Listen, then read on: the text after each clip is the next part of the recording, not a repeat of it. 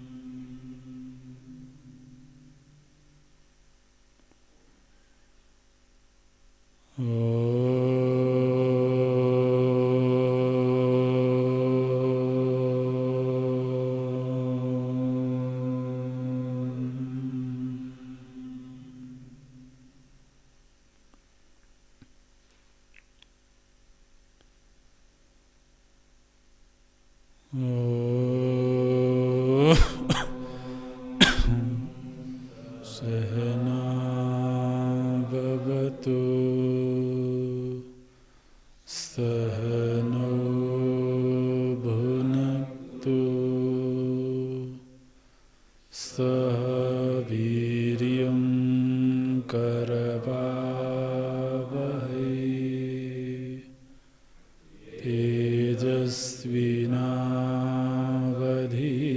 तेजस्विनावधीतमस्तु मा विद्विषावहै।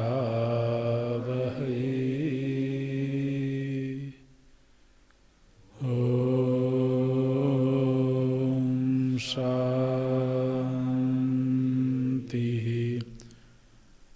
शान्तिः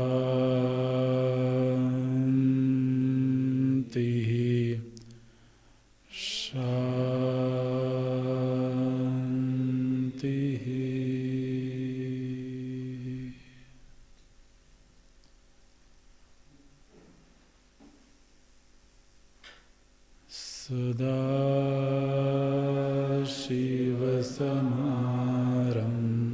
सदाशिवसमारम्भाम्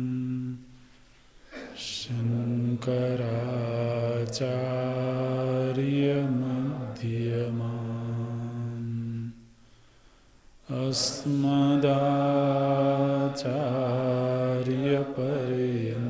अस्मदाचार्यपर्यन्ताम् वन्दे गुरुपरम्पराम्।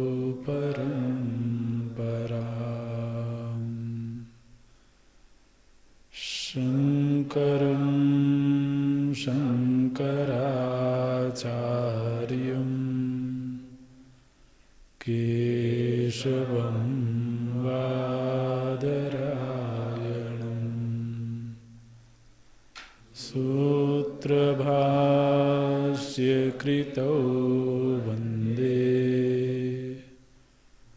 भगवन्तौ पुनः पुनः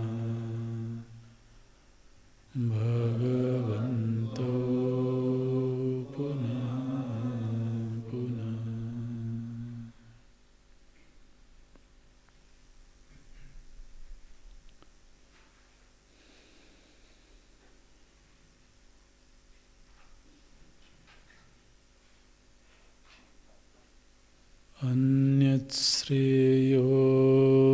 अन्यच्छ्रेयोऽन्यदुतैव प्रेयः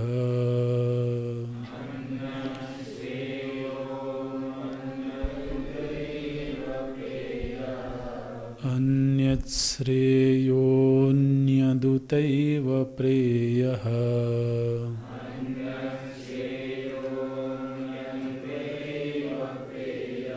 ते उभे नानार्थे पुरुषगंसिनीतः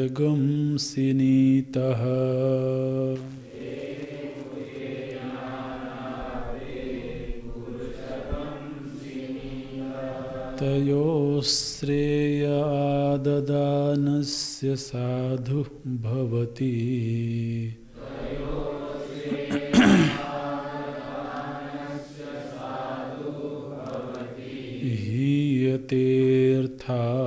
विद्य उप्रेयो वृणीते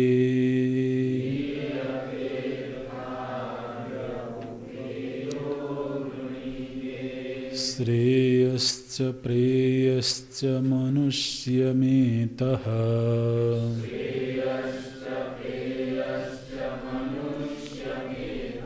तौ सम्परीत्य विविनक्ति धीरः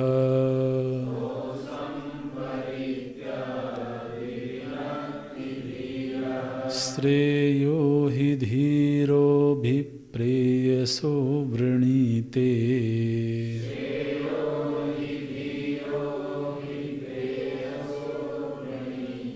प्रेयो मन्दो योगक्षेमाद्वृणीते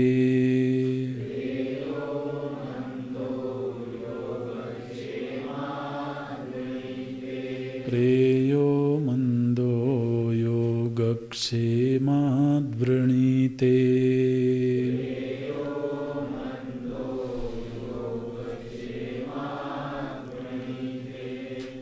परीक्ष्य शिष्यम् विद्यायोग्यतां च अवगम्य आह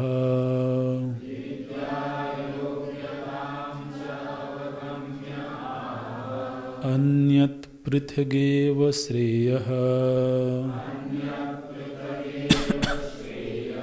निःश्रेयसम् तथा अन्यद् उत अपि एव प्रेयः प्रियतरम् अपि ते प्रेयश्रेयसी उभे नानार्थे भिन्न प्रयोजने सति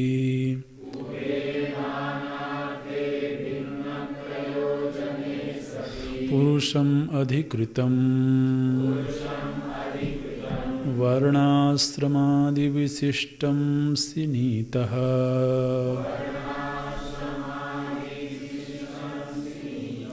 बध्नीतः ताभ्यां विद्याविद्याभ्याम्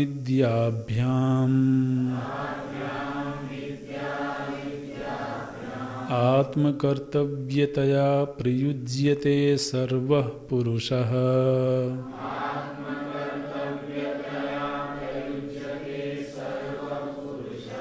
श्रेयः प्रेयसोर्हि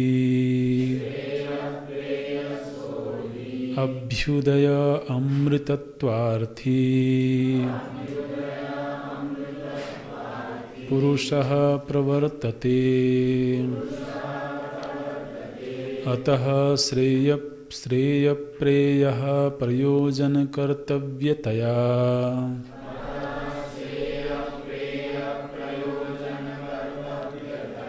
ताभ्यां बद्ध इत्युच्यते सर्वः पुरुषः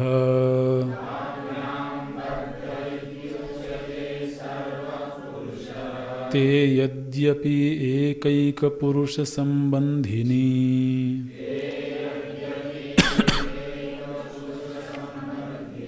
विद्या अविद्यारूपत्वाद्विरुद्धे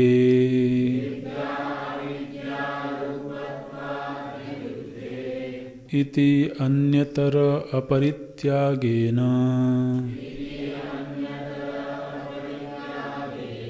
एकेन पुरुषेण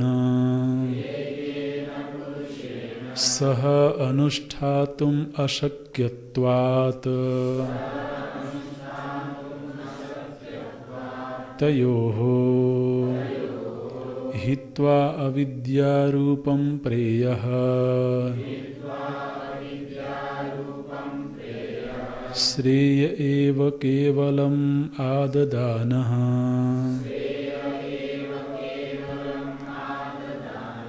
केवलम् आददानस्य उपादानं कुर्वतः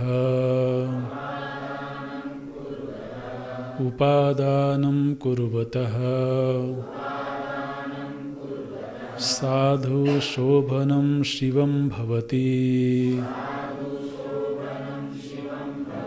यस्तु अदूरदर्शी विमूढः हीयते वियुज्यते कस्मात् अर्थात् पुरुषार्थात् पारमार्थिकात् प्रयोजनात् नित्यात् प्रच्यवते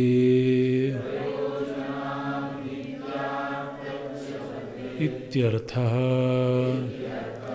कः असौ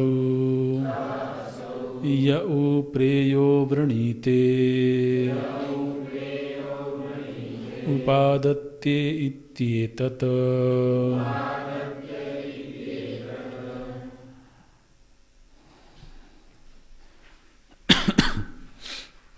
भगवान भाष्यकार इस वल्ली की संगति लगाते हैं। परीक्ष्य शिष्यं विद्या योग्यतां च अवगम्य आह।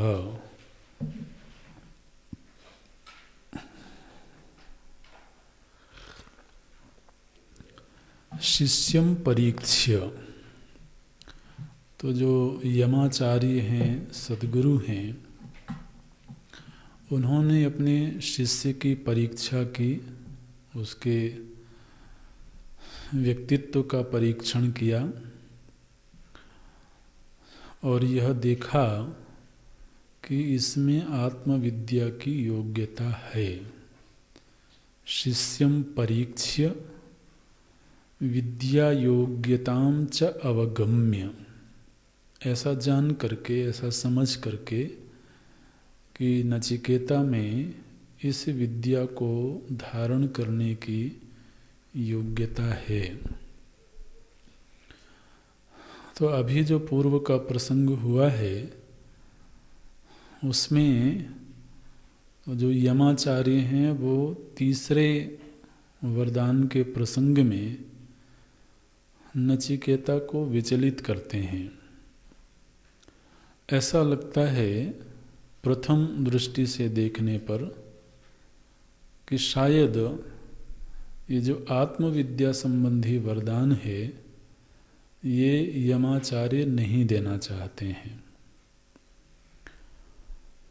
क्योंकि एक तो उसमें वो ये दिखाते हैं कि यह दुर्विज्ञेय है, कठिन है, देवताओं के लिए भी आसानी से समझ में आने वाली चीज़ नहीं है।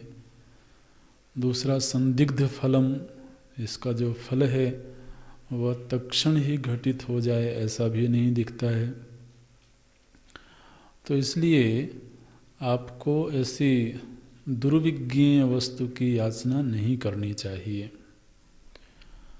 यमाचार्य के इस वक्तव्य से ऐसा लगता है कि वो नचिकेता को तीसरे वरदान से विचलित कर रहे हैं और उसको ये कह रहे हैं कि तुम इसे छोड़ दो। और ऐसा कर पाने में यमाचार्य असफल रहते हैं। तो एक तरह से कोई व्यक्ति किसी कार्य में प्रवृत्त हो और उसको उसमें असफलता मिले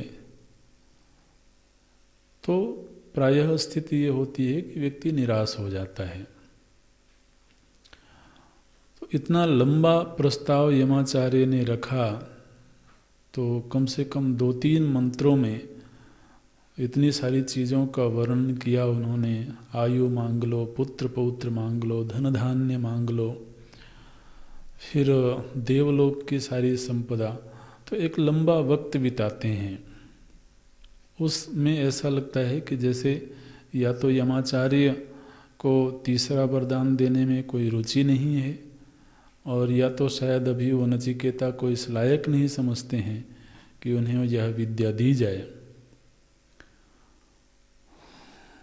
भगवान भाष्यकार कहते हैं कि यमाचार्य अपने इस कार्य में असफल रहे, यही उनकी सफलता है।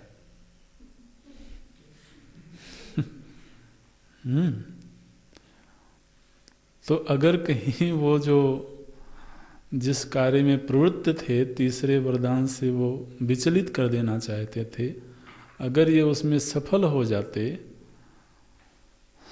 तो एक तरह से नचिकेता की असफलता होती, यमाचार्य की नहीं, नचिकेता की असफलता होती।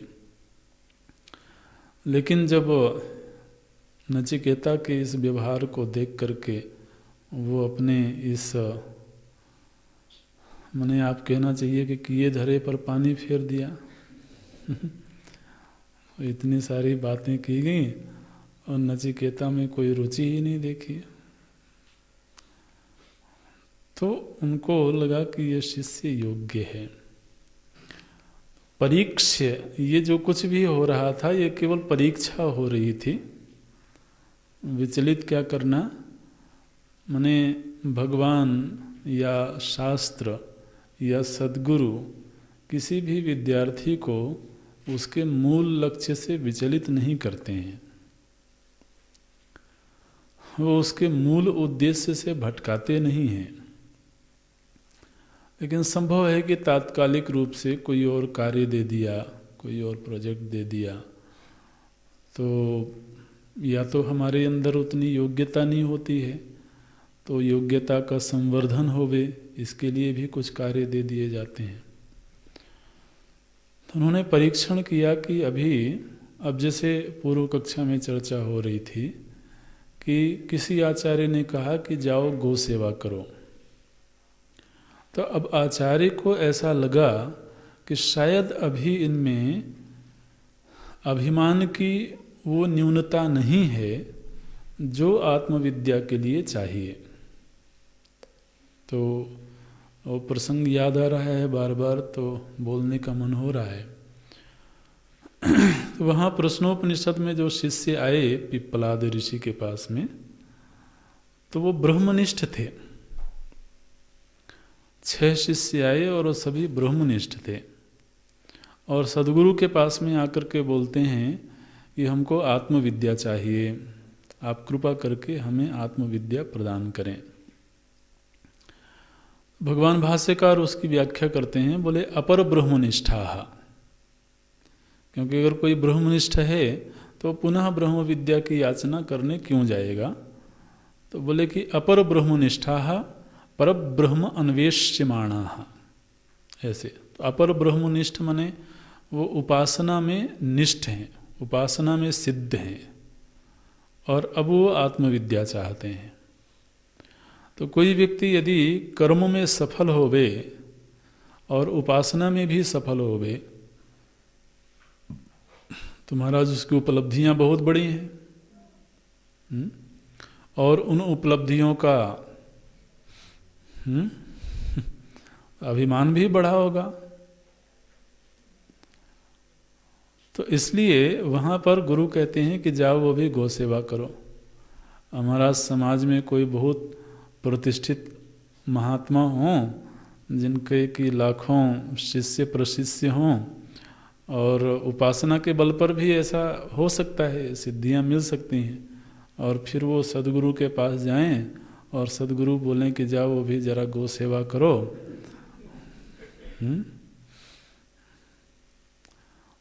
तो अब वो कह सकते हैं कि गौ सेवा क्या, मैं स्वयं ही कितनी गौशालाएं चलाता हूँ। कह सकता है ना, लेकिन फिर वही तो परीक्षा है, क्योंकि ये उपलब्धियां भी कहीं अभिमान को बढ़ा देती हैं।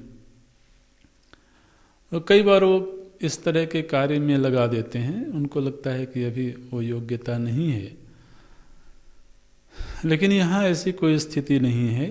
तत्क्षण ही यमाचार्य को ये समझ में आ गया कि ये विद्यार्थी बहुत योग्य है और विद्या को धारण करने का अधिकार है इनमें। तो परीक्ष शिष्यम विद्या योग्यताम च अवगम्य आह। यमाचार्य अब बोलते हैं, क्या बोलते हैं, बोले नचिकेता,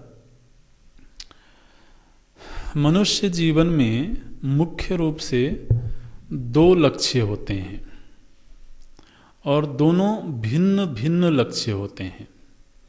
तो अन्यत श्रेय, अन्यत श्रेय, श्रेय, श्रेय, श्रेय से श्रेय बन जाएगा, विच्छेद हो जाएगा। तो अन्यत श्रेय, तो श्रेय एक अन्य चीज है और अन्यत उतैव, और निश्चित रूप से अन्य चीज है प्रेय। तो मनुष्य जीवन में दो मुख्य रूप से लक्ष्य होते हैं, एक को बोलते हैं श्रेय और दूसरे को बोलते हैं प्रेय। ये श्रेय और प्रेय दोनों भिन्न चीजें हैं, अन्यत अन्यत, ये दोनों पृथक पृथक वस्तुएं हैं। अच्छा, लेकिन नचिकेता, ये जो दोनों चीजें हैं, ये दोनों ही मनुष्य को बंधन में डालती हैं, दोनों ही मनुष्य को बांधते हैं। ते उभे, ते उभे मने ये दोनों नाना अर्थे भिन्न अर्थ वाले हैं। ते उभे, यद्यपि ये दोनों भिन्न अर्थ वाले हैं, दोनों का प्रयोजन, दोनों का फल भिन्न भिन्न है, लेकिन पुरुषम सिनीतः, सिनीतः मतलब बधनीतः, तो ये दोनों ही भिन्न अर्थ वाले होने पर भी दोनों ही मनुष्य को बांधते हैं। अच्छा, तो श्रेय भी मनुष्य को बांधता है और प्रेय भी मनुष्य को बांधता है। तो बंधन दोनों में हो गया, बोले हाँ दोनों में है, लेकिन दोनों के बंधन में थोड़ी सी भिन्नता है। तयोः माने इन दोनों में श्रेय आददानस्य, श्रेय का बंधन जो स्वीकार करता है, श्रेय आददानस्य माने श्रेय उपादानस्य, जो श्रेय को स्वीकार करता है, श्रेय के बंधन को स्वीकार करता है, वो साधु भवति। साधु भवति का अर्थ है उसके जीवन में शुभ होता है, शिवम शोभनम कल्याणम इत्यर्थ। तो जो व्यक्ति श्रेय का वर्ण करता है, यद्यपि बंधन उसमें भी है, लेकिन जो श्रेय के बंधन का वर्ण करता है उसके जीवन में कल्याण होता है। अच्छा, और हीयते अर्थात य उप्रेयो वृणीते, और हे नचिकेता, जो प्रेय का वर्ण करता है, य उ प्रेयो वृणीते, निश्चित रूप से जो प्रेय का वर्ण करता है वह अर्थात हीयते, वह अर्थ से च्युत हो जाता है। हीयते माने वंचित हो जाता है, च्युत हो जाता है। किससे वंचित हो जाता है? बोले अर्थात। अर्थात का अर्थ है परमार्थ से, वो भाष्यकार व्याख्या करेंगे। तो इस मंत्र में जो यमाचार्य हैं, सबसे पहली बात ये बताते हैं कि जीवन में दो लक्ष्य होते हैं, प्रेय और श्रेय। ये दोनों ही मनुष्य को बांधते हैं, लेकिन इनमें से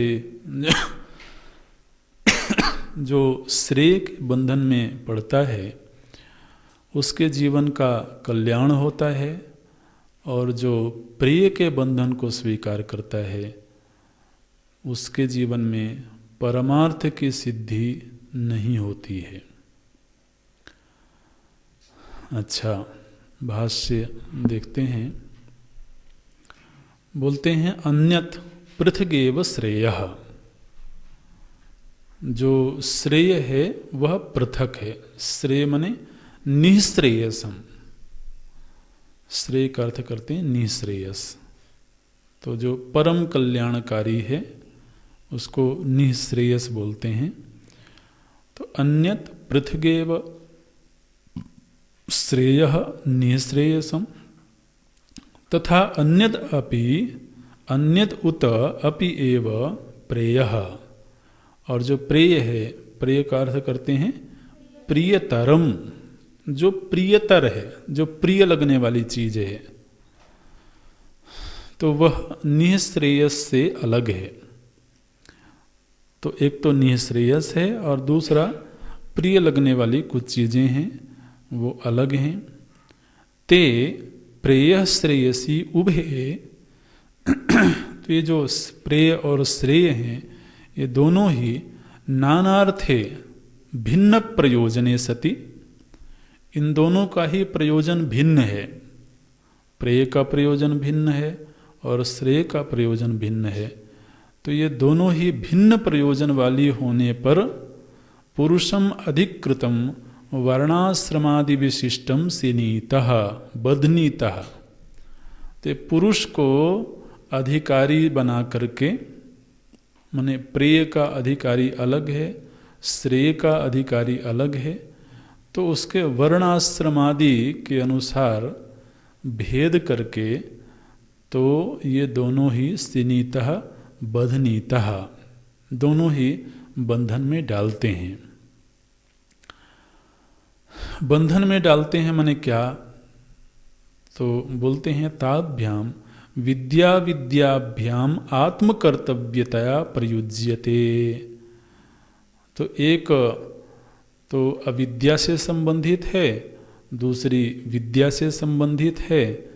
तो विद्या और अविद्या को ही कर्तव्य समझ करके व्यक्ति उसको स्वीकार करता है। तो कोई व्यक्ति है जिसके वर्णाश्रम आदि ऐसे हैं कि अभी उसको अविद्या का वर्ण करना है। अविद्या का वर्ण करना है माने कर्म का वर्ण करना है।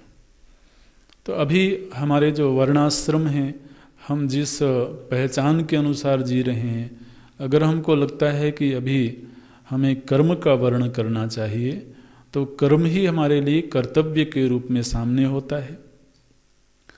एक बार यदि कर्तव्य के रूप में स्वीकार कर लिया, तो अब वो कर्तव्य का जब तक निर्वहन नहीं होगा तब तक हम कर्तव्य से बंधे हुए हैं।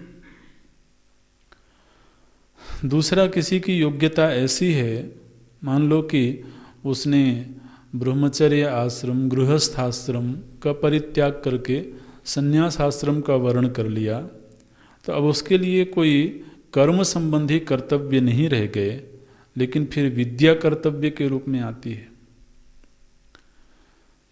तो अब विद्या यदि कर्तव्य के रूप में है तो विद्या से भी व्यक्ति बंधा हुआ है।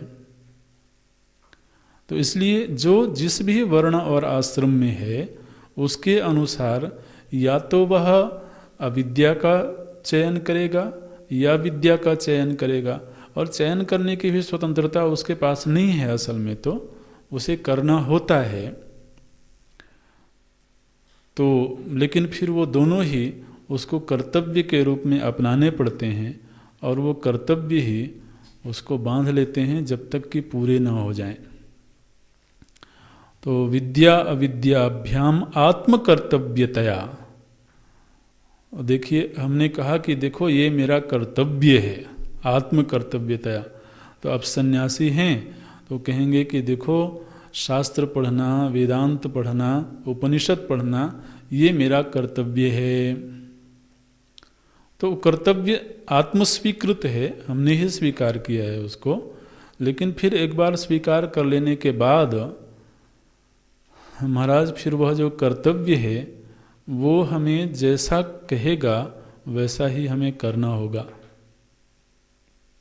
कर्तव्य को हमने स्वीकार किया, लेकिन फिर वह कर्तव्य हमारे ऊपर शासन करता है। वो कहता है कि भाई सुबह इतने बजे उठो। मान लो कि संध्या कर्तव्य के रूप में हमने स्वीकार किया कि हमें संध्या करना है। अब संध्या का समय निश्चित है, उत्तमा तारकोपेता।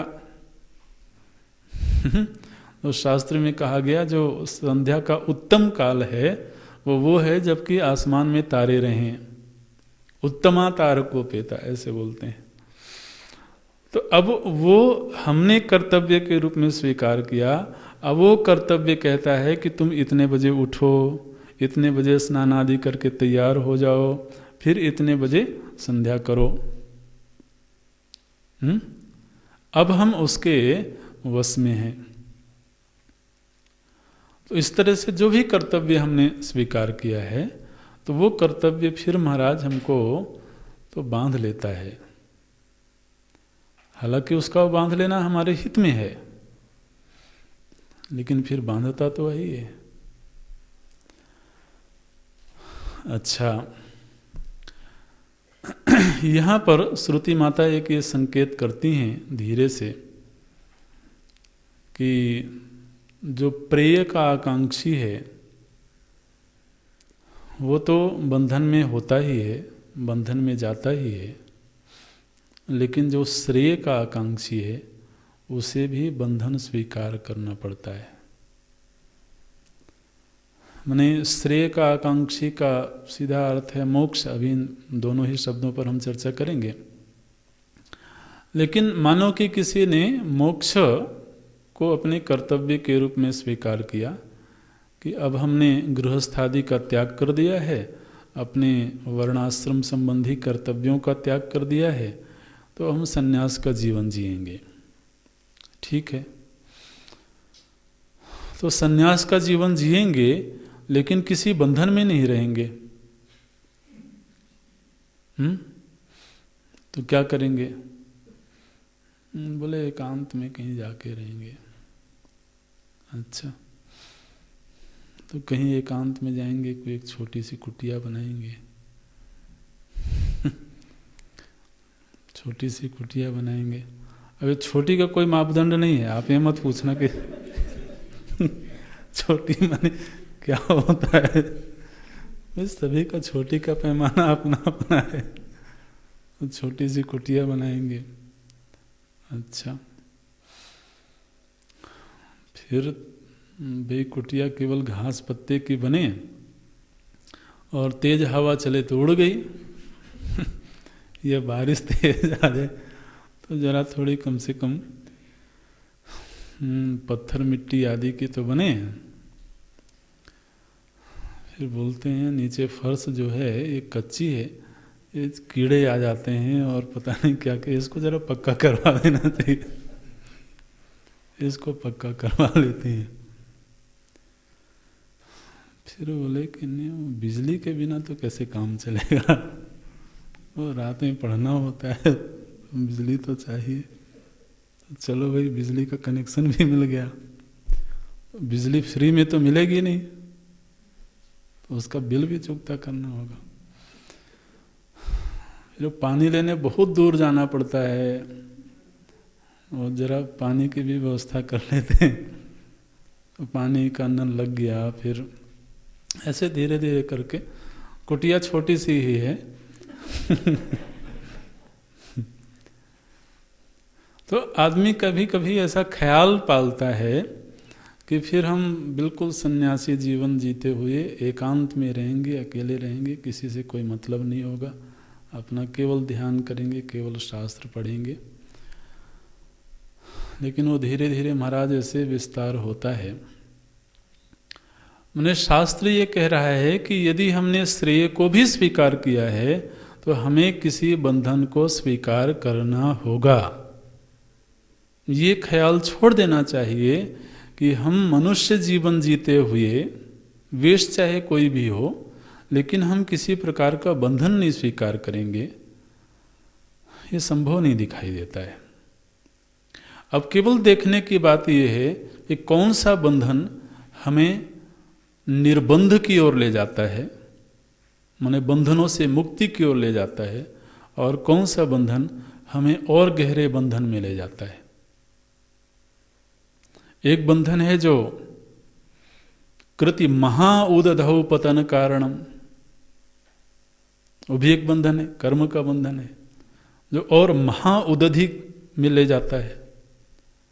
और एक बंधन है तो जैसे शास्त्र का बंधन है, गुरु का बंधन है, तो हमने गुरु के प्रति अपने आप को समर्पित कर दिया कि अब आपके अनुशासन में रहेंगे, आपके शासन में रहेंगे। तो वहाँ भी हमने आपको एक बंधन में डाला, लेकिन वो बंधन ऐसे शास्त्र के बंधन में डाला, तो वो बंधन ऐसे हैं जो हमें बाकी बंधनों से मुक्त करके और किसी दिन वो स्वयं भी छूट जाएंगे। तो मनुष्य होते हुए, जीव भाव में रहते हुए हम निर्बंध रहें, माने किसी भी प्रकार के शासन को स्वीकार न करें, ऐसा संभव नहीं दिखता है। पहली बात तो ये इस पंक्ति में ध्वनित हुई, पुरुषम सिनीतः, उभे ते उभे पुरुषम सिनीतः, ये दोनों ही पुरुष को बंधन में डालते हैं। अब ये प्रेय और श्रेय क्या है, तो वैसे तो इन शब्दों को आपने पहले भी सुना ही होगा। प्रेय का अर्थ होता है परिस्थिति में विश्राम की खोज।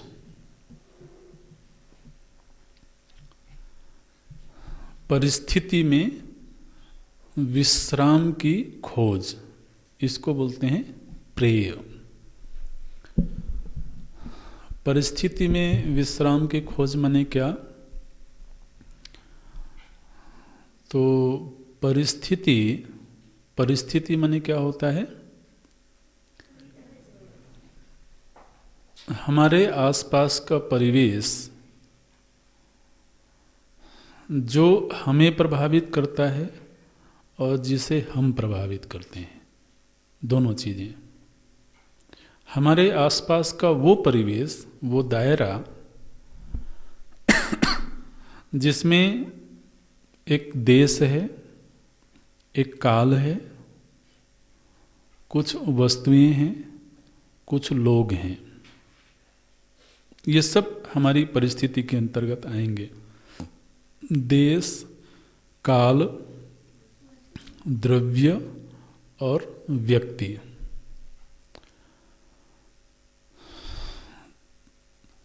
अब ध्यान ये देना है कि हर व्यक्ति की अपनी स्वतंत्र परिस्थिति है। माने एक ही काल में, एक ही देश में हर व्यक्ति की परिस्थिति पृथक पृथक है। और ये वो चीजें जो हमें प्रभावित करती हैं और जिन्हें हम प्रभावित करते हैं। माने हमारे परिस्थिति के अंतर्गत वही लोग आएंगे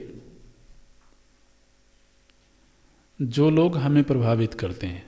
मान लो कि हमारे आसपास में 20-50 लोग रह रहे हैं, तो सारे के सारे हमारी परिस्थिति के अंतर्गत नहीं आएंगे। केवल उतने ही लोग जिनसे मैं प्रभावित हो रहा हूं सीधे, और जिन्हें मैं प्रभावित कर रहा हूं, ये दोनों चीजें हैं। तो ये मेरी परिस्थिति है। अब हम में से हर व्यक्ति अपनी निजी परिस्थिति में जी रहा है। इस परिस्थिति में तो हमारा जो पुरुषार्थ होता है वो ये होता है कि ये जो भी काल है, देश है, देश को परिस्थिति क्यों कहते हैं? क्योंकि हम इस देश में हैं तो हमारे ऊपर एक प्रभाव पड़ रहा है।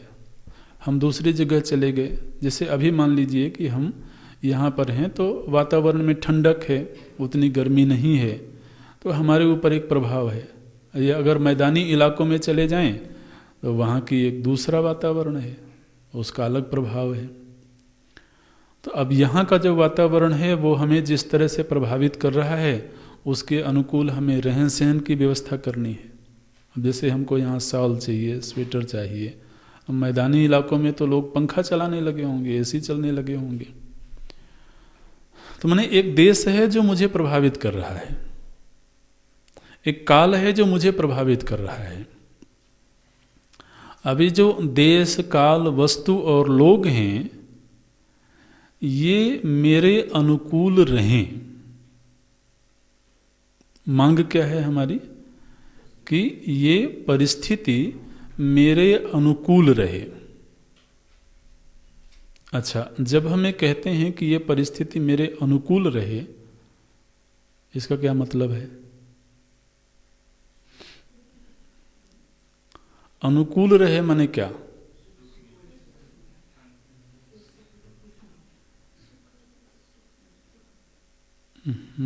सुखद हो माने सुख तो परिणाम है।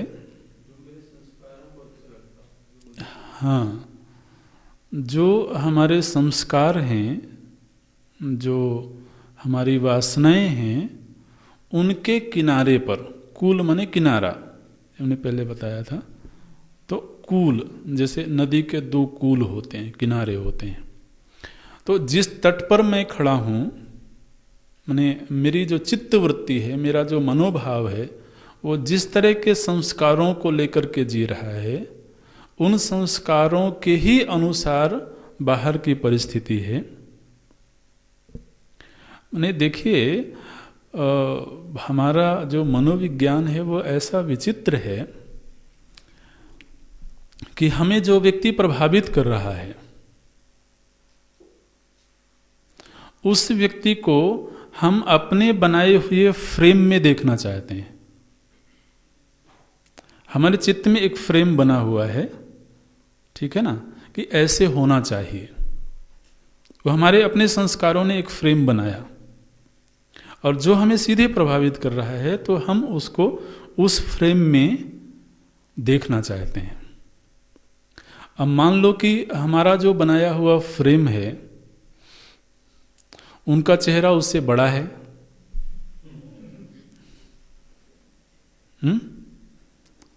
तो उस फ्रेम में नहीं आएगा।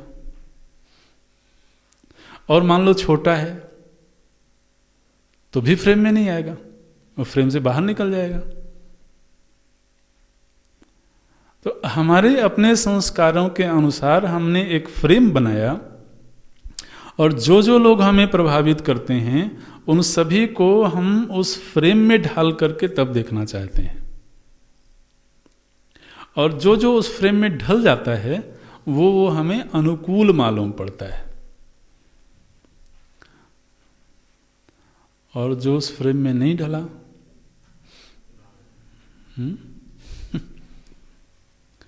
वो चुभता है। ऐसे क्या कभी हम ये कोशिश भी करते हैं कि पहले फ्रेम बनाने से पहले देख लें कि उसका चेहरा कितना बड़ा है? पहले पता कर लें कि उसका व्यक्तित्व कैसा है, उसके व्यक्तित्व के अनुसार फ्रेम बनाया जाए, तब तो बात बैठ जाएगी। तो लेकिन हम सभी की समस्या ये है कि हम अपने संस्कार, अपने वासना के अनुसार ही सारी दुनिया को देखना चाहते हैं महाराज। ये स्थिति है। तो हमारे संस्कार के अनुसार जब परिस्थिति होवे, तो वो हमें अपने अनुकूल मालूम पड़ती है।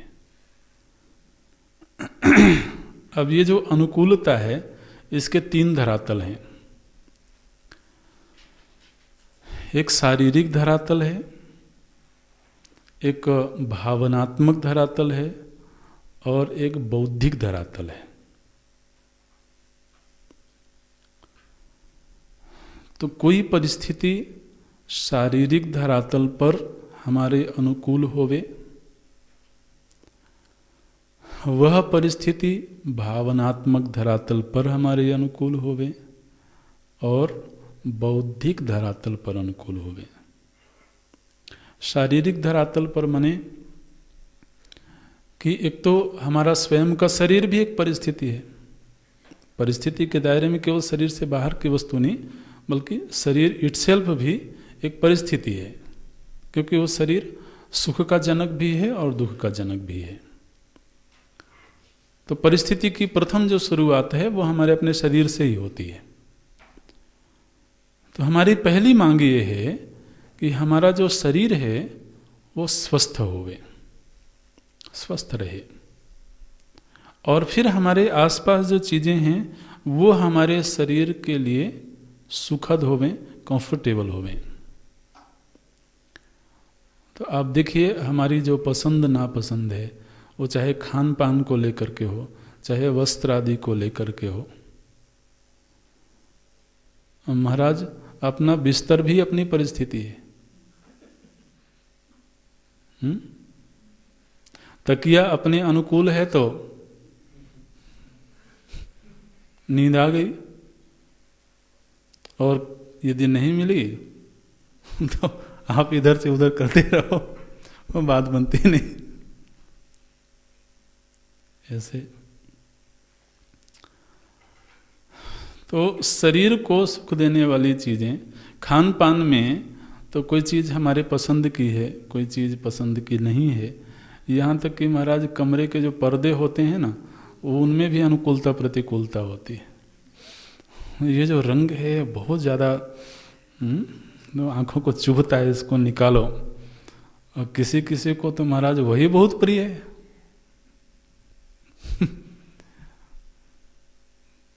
तो शरीर को सुख देने वाली वो सारी चीजें जो कि हमारे पसंद के अनुसार हों, ये व्यक्ति की पहली मांग है। फिर दूसरी मांग है भावनात्मक। भावनात्मक जो मांग है वो मुख्य रूप से जीवित लोगों से संबंधित है।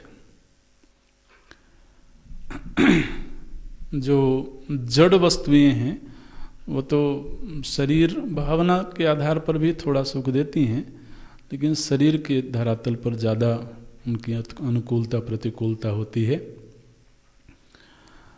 लेकिन जो जीवित प्राणी हैं, चाहे वो मनुष्य हों या कुछ लोग पशु पक्षी आदि भी रखते हैं, तो भावनात्मक धरातल पर अनुकूलता होनी चाहिए।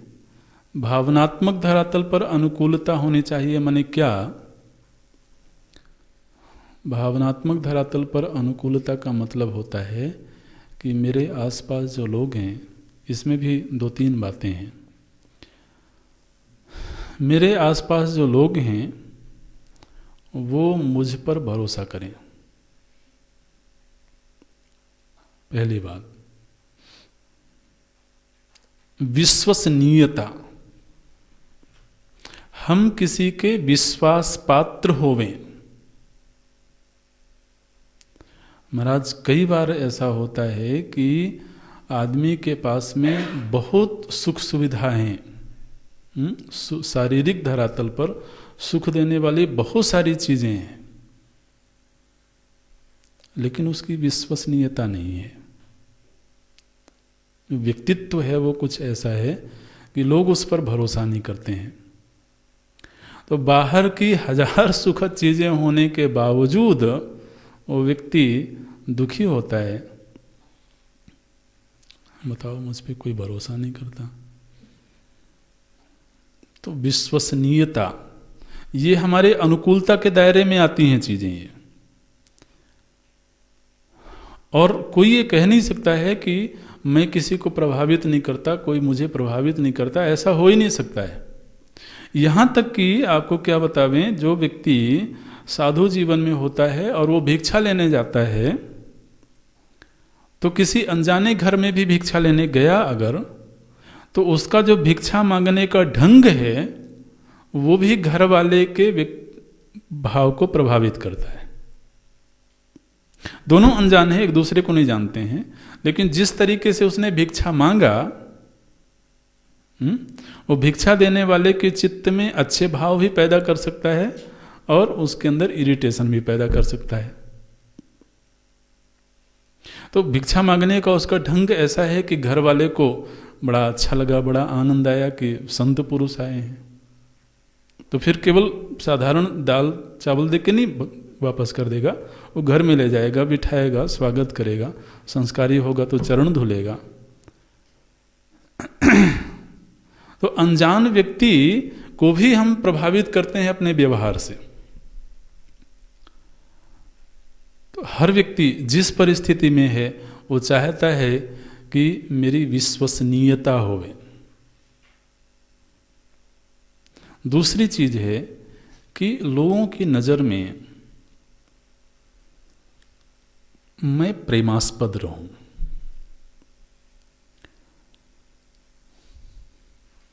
नहीं, मुझे देख करके किसी के चित्त में इरिटेशन पैदा ना हो, उपेक्षा की वृत्ति ना आवे। ये महाराज हम कहते नहीं हैं, लेकिन ये हम सभी में है। और चाहे कोई किसी भी वर्ण में हो, किसी भी आश्रम में हो, जो सन्यासी है, सन्यासी पर ही ज़्यादा चर्चा करेंगे, बाकी तो आपके अनुभव ही हैं। तो मैंने जिसने भाई हम सभी कुछ ना कुछ जीवन तो जिया है ना हमने, ऐसा थोड़ा है कि एकदम से अभी अभी जन्म लिया है। तो जीवन जिया है तो जीवन के अपने अनुभव ही हैं। तो जिसने सब कुछ त्याग दिया है, घर परिवार मकान दुकान सब कुछ, तो लेकिन वो भी चार लोगों के बीच तो रहता ही है। तो वो जो चार लोग हैं वो उसको अच्छे भाव से देखें, ये वृत्ति तो रहती है। और ऐसा होना कोई बुराई नहीं है, ये व्यक्तित्व की गरिमा है। तो विश्वसनीयता हो और प्रेमास्पद बने रहने की इच्छा हो, माने कम से कम हम किसी के लिए दुखद ना बने।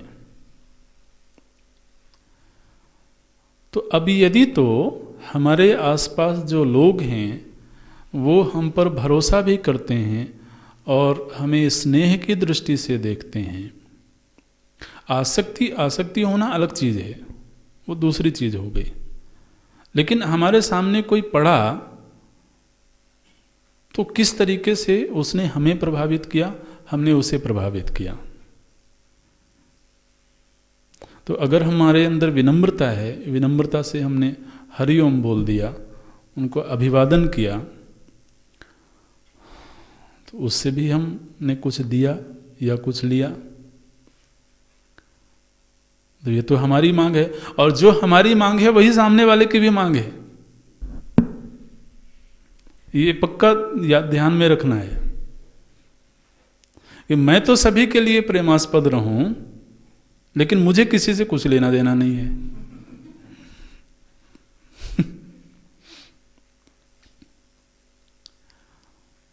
तो भावनात्मक धरातल पर कम से कम ये दो चीजें चाहिए।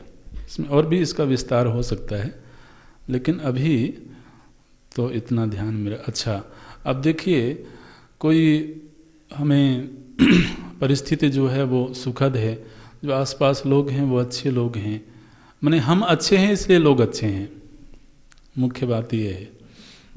तो क्योंकि अच्छे बुरे का पैमाना हमारा स्वयं का ही होता है। लेकिन अब वो लोग हैं जिनसे हम कोई विचार विनिमय नहीं कर सकते, तो जो बौद्धिक मांग है, जो बौद्धिक भूख है, उसकी पूर्ति नहीं हो रही है। तो चाहने वाले लोग हैं, वो सम्मान देने वाले लोग हैं, लेकिन फिर अब कोई अगर आध्यात्म चर्चा करना हो, कोई गंभीर चर्चा करना हो, तो पता चला कि कोई उपलब्ध नहीं है। तो जो हमारा बौद्धिक धरातल है, कम से कम वो धरातल ना हो तो फिर भी उसके आसपास कुछ लोग होवें जिनके साथ हम कुछ गंभीर चर्चा कर सकें, कुछ प्रश्नोत्तर हो सके, कुछ किसी मुद्दे पर चर्चा का विस्तार हो सके। उससे कुछ हमें लाभ होता है, कुछ सामने वाले को लाभ होता है। जब जानकारी को हम एक दूसरे के साथ में बांटते हैं तो जो उनकी समझ है वो हमें प्राप्त होती है, हमारी समझ उनको प्राप्त होती है। तो ये भी एक बौद्धिक भूख होती है, ये भी एक मांग होती है। तो जब हम कहते हैं कि परिस्थिति की अनुकूलता, तो परिस्थिति की अनुकूलता में ये सारी चीजें हैं। अब कोई ऐसा धन्य भाग्य पुरुष व्यक्ति, आप कल्पना करो, कोई ऐसा धन्य भाग्य व्यक्ति है जिसको पूरी शारीरिक अनुकूलता प्राप्त है, उसका शरीर भी हृष्ट पुष्ट है, स्वस्थ है, युवा है, और उस शरीर को सुख देने वाली चीजें भी उसके अनुकूल हैं। फिर उसके आसपास जो लोग हैं वो उस पर पूरा भरोसा करते हैं, उसके प्रति प्रेम भाव रखते हैं। और तीसरी चीज, उसके आसपास ऐसे लोग हैं, ऐसी मित्र मंडली है जिनके साथ में वो सूक्ष्म से सूक्ष्म विचार कर सकता है। तो तीनों धरातल पर जब श्रेष्ठतम अनुकूलता होवे, इसको बोलते हैं प्रेय। प्रेय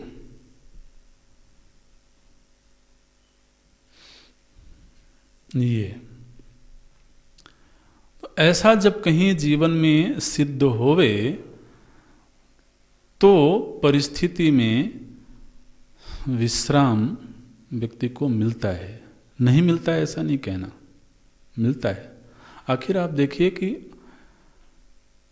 दुनिया में हर व्यक्ति यही तो कर रहा है। अपने ही इतिहास को अगर हम देखें तो हमने 30 साल, 35 साल, 40 साल का जो भी जीवन जिया है, तो उस पूर्व के जीवन में हम अब तक करते क्या रहे हैं? यही किया है हमने। कुछ चीजों को संग्रह करने की कोशिश जो शरीर के लिए अनुकूल है, कुछ संबंधों को बनाने की और उनको मेंटेन रखने की कोशिश जो भावनात्मक रूप से अनुकूल होवे, और कुछ ऐसे क्रियाकलाप तो जैसे न्यूज़ देखना है, अखबार पढ़ना है, पुस्तक पढ़ना है, ताकि हमारी जो बौद्धिक भूख है उसकी पूर्ति होती रहे। कुछ ऐसे मित्रों का संग्रह करना है जिनके साथ में हम कोई गंभीर चर्चा करते हैं। तो हर व्यक्ति, हमने स्वयं भी अब तक यही किया है और दुनिया में हर व्यक्ति यही कर रहा है, पारिस्थितिक अनुकूलता को बनाने की कोशिश। तो अब यदि परिस्थिति में विश्राम नहीं होता तो पूरी मानव जाति इस दिशा में प्रवृत्त क्यों होती? आप देखिए जितने वैज्ञानिक विकास हो रहे हैं, ये कि सब के सब पारिस्थितिक अनुकूलता को ही बनाने के लिए हो रहे हैं ना। तो घर बनाया हमने क्योंकि बरसात तकलीफ दे रही थी, सर्दी गर्मी से तकलीफ हो रही, अब थोड़ी सी अनुकूलता हो गई।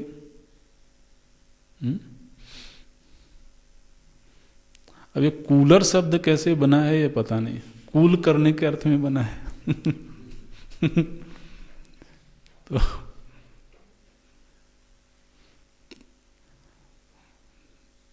तो जब व्यक्ति परिस्थिति में समाधान खोजता है और पाता भी है, तो उसकी जो चरम स्थिति हो सकती है उस पर हमने चर्चा करी अभी। प्रेय मने साधारण स्तर से लेकर के जो चरम रूप है उसका, कि हर तरह से शारीरिक, मानसिक और बौद्धिक अनुकूलता प्राप्त होवे। जिसको ये उच्चतम परिस्थिति का रूप प्राप्त है उसको मानो कि प्रेय की प्राप्ति हो गई। कम ज्यादा मात्रा में सभी को प्राप्त है।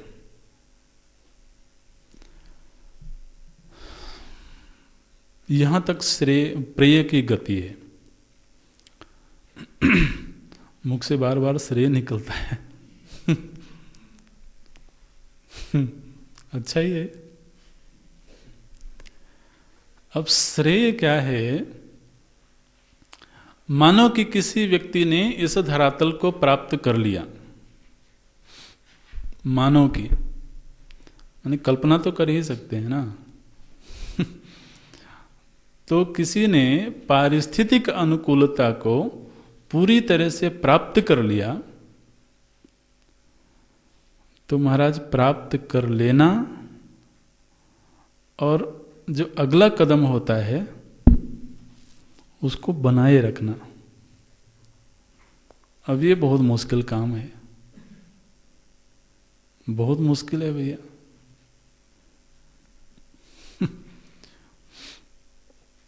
उसको लगता है कि भाई चलो बहुत मेहनत करके हमने ऐसा किया भी और हमने प्रेय को प्राप्त भी कर लिया, लेकिन ऐसी कोई घड़ी नहीं आ रही है कि अब प्रिय को प्राप्त करके हम निश्चिंत हो जाएं।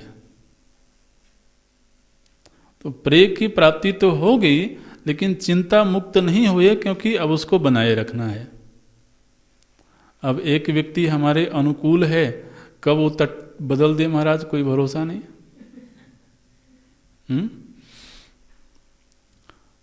तो हम भी ऐसा ही करते हैं। माने हर व्यक्ति, दूसरे के लिए हम करते होंगे, हमारे लिए दूसरा करता है। तो अब ऐसा लगता है कि एक तो प्रेय को प्राप्त करना ही अपने आप में बहुत कष्ट साध्य है, और फिर उसको निरंतर बनाए रखना, तो फिर निश्चिंतता का दौर तो कभी आता ही नहीं है। तो क्या कोई ऐसी स्थिति भी हो सकती है, अब उसके मन में इस तरह से प्रश्न आएगा कि क्या कोई ऐसी स्थिति हो सकती है जो 100% हमारे लिए अनुकूल होवे, और उस अनुकूलता को आगे बनाए रखने के लिए हमें कोई चिंता ना करनी पड़े। ये मांग होगी। तो फिर शास्त्र और संत कहेंगे कि वो एक ही चीज है, वो है स्वरूपावस्थान।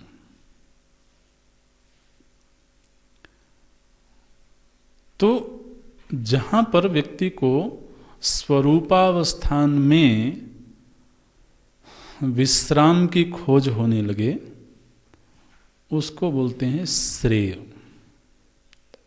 तो एक एक वाक्य में परिभाषा अगर करें तो परिस्थिति में विश्राम की खोज प्रेय, और स्वरूपावस्थान में विश्राम की खोज श्रेय।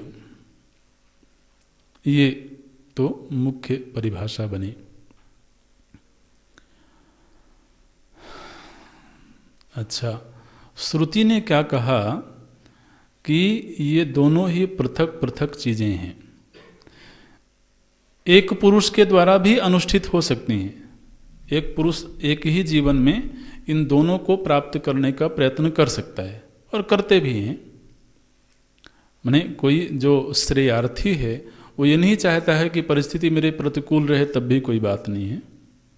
श्रेयार्थी भी प्रिय की कामना रखता ही है, और ऐसा रखना कोई बुरा नहीं है, क्योंकि प्रेय यदि होगा तो श्रेय की ओर बढ़ना आसान रहेगा। परिस्थिति अगर हमारे अनुकूल होगी तो हम निश्चिंत होकर के श्रेय के मार्ग पर बढ़ सकेंगे। तो एक पुरुष के द्वारा ये दोनों चीजें अनुष्ठित हो सकती हैं, लेकिन दोनों का जो साधन है और साध्य है वो अलग अलग है। प्रेय की प्राप्ति होती है कर्म और उपासना से, श्रेय की प्राप्ति होती है आत्मविद्या से। इसलिए इन दोनों के साधन भिन्न हैं, और इन साधनों से प्राप्त जो लक्ष्य है वो भी भिन्न है। कर्म और उपासना से प्राप्त जो चीज है वो है परिस्थिति, और विद्या से प्राप्त स्वरूपावस्थान, कैवल्य मुक्ति। तो साधन में भी भिन्नता है और साध्य में भी भिन्नता है। तो इसलिए कहते हैं कि ये दोनों पृथक पृथक, अन्यत अन्यत, ये दोनों चीजें अलग अलग हैं। लेकिन प्रेय की प्राप्ति में हमें कुछ बंधनों को स्वीकार करना है, वो तो हमें मालूम है, लेकिन श्रेय की प्राप्ति में भी हमें कुछ बंधनों को स्वीकार करना होगा। तो केवल एकाकी जीवन जीने लगेंगे, एकांत में रहने लगेंगे, तो ऐसा करने मात्र से ही श्रेय की प्राप्ति हो जाएगी। श्रुति कहती हैं ऐसा नहीं होने वाला है। तो कम से कम ज़्यादा नहीं तो हमें शास्त्र और सद्गुरु के अनुशासन में तो रहना ही होगा श्रेय की प्राप्ति के लिए भी। इसलिए बोलते हैं ते उभे पुरुषम सिनीतः। ये दोनों ही चीज़ें पुरुष को, माने व्यक्ति को बंधन में डालती हैं। दोनों ही बंधनों का स्वरूप अलग है। श्रेय का जिसने वर्ण किया है वो धीरे धीरे, तो आप देखिए हम ऐसा जीवन में अनुभव करते हैं बहुत छोटे से जीवन में ही कुछ चीज़ें अनुभव में आने लगती हैं कि जो चीज़ें हमको किसी समय बहुत बड़ी बंधनकारी मालूम पड़ती थी, चाहे भले हमें उस श्रेय की भी प्राप्ति न हुई हो, लेकिन महाराज शास्त्र और सद्गुरु के बंधन को स्वीकार कर लेने से और उसमें रहने लगते हैं जब, तो बहुत सारी चीज़ें अपने आप ही छूटने लगती हैं जो किसी समय हमको बहुत भारी मालूम पड़ती थी, जिनको लगता था कि ये कैसे छोड़ सकती है, ये कैसे छोड़ सकता है, लेकिन वो धीरे धीरे करके बिल्कुल बड़ी सहज हो जाती हैं, बड़ी आसान हो जाती हैं। तो मान लीजिए हमारे भीतर कोई व्यसन है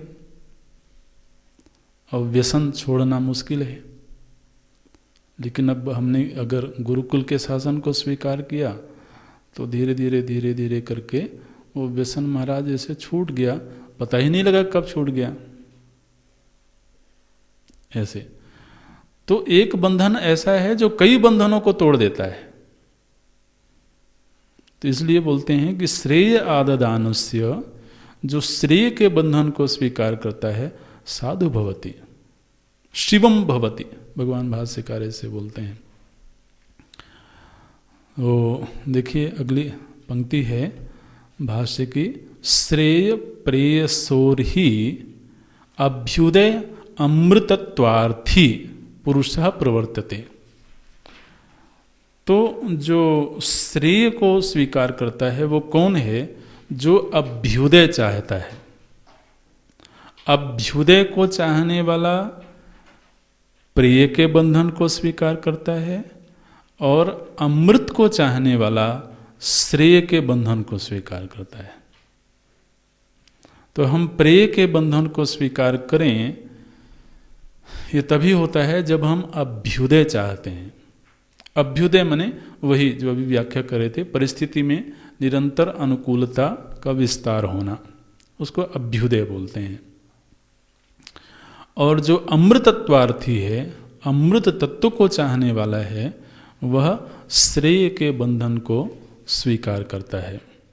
इसलिए ये दोनों ही बंधन में तो डालते हैं। अतः श्रेय प्रेय प्रयोजन कर्तव्यतया ताभ्याम बद्ध इति उच्यते सर्वः पुरुषः। तो भगवान कह देते हैं कि इस दुनिया में ऐसा कोई व्यक्ति नहीं है, सर्वः पुरुषः माने दुनिया में ऐसा कोई व्यक्ति नहीं है जो ये कहे कि ना तो मैं श्रेय के बंधन में हूं और ना ही प्रेय के बंधन में हूं। ऐसा कोई नहीं कह सकता। हाँ, अगर किसी को स्वरूप की प्राप्ति हो गई है तो फिर वेद पारगः भवति, उसके लिए कोई बंधन नहीं है। लेकिन जब तक जीव भाव है तब तक वह किसी भी शासन में ना रहे, ये संभव ही नहीं है। कभी कभी हम काल्पनिक स्वतंत्रता का ख्याल करते हैं, लेकिन वो महाराज कल्पना ही होती है, वो कोई बहुत जीवन में घटित होती हुई नहीं दिखती है। बहुत मात्रा कम ज़्यादा हो सकती है, हमने कितने बंधनों को स्वीकार किया है उसमें न्यूनाधिक्य हो सकता है, लेकिन बंधन रहित होकर के तो जीना संभव लगता नहीं है। इसलिए या तो उसने अपने जीवन में श्रेय को प्रयोजन बना करके उसी को कर्तव्य के रूप में स्वीकार किया, या तो प्रेय को प्रयोजन बना करके और फिर कर्तव्य के रूप में स्वीकार किया। तो बोलते हैं अतः श्रेयः प्रेयः प्रयोजन कर्तव्यतया। माने आप देखिए यहाँ पर भगवान भाष्यकार किसी को हेय नहीं कह रहे हैं। श्रुति ने किसी को भी हेय नहीं कहा है, किसी को न्यून नहीं कहा है कि जो प्रेय का वर्ण करता है वो न्यून है, ऐसा नहीं कह रहे हैं। अब आज व्यक्ति की स्थिति ऐसी ही है कि वो श्रेय का वर्ण नहीं कर सकता है, अब कम से कम प्रेय का ही वर्ण करे। तो बोलते हैं अतः श्रेय प्रेय प्रयोजन कर्तव्यतया ताभ्याम बद्ध इति उच्यते सर्वः पुरुषः। तो सभी पुरुषों के लिए श्रुति माता ने ये कहा है कि उनको बंधन में तो रहना ही होगा। अब वो या तो श्रेय का बंधन स्वीकार कर लें या प्रेय का बंधन स्वीकार कर लें। ओम अभी यहाँ पूरा करना होगा। ओम पूर्णमदः पूर्णमिदं पूर्णात् पूर्णमुदच्यते पूर्णस्य पूर्णमादाय पूर्णमेवावशिष्यते। ओम शांति शांति शांति। हरि ओम। श्री गुरुभ्यो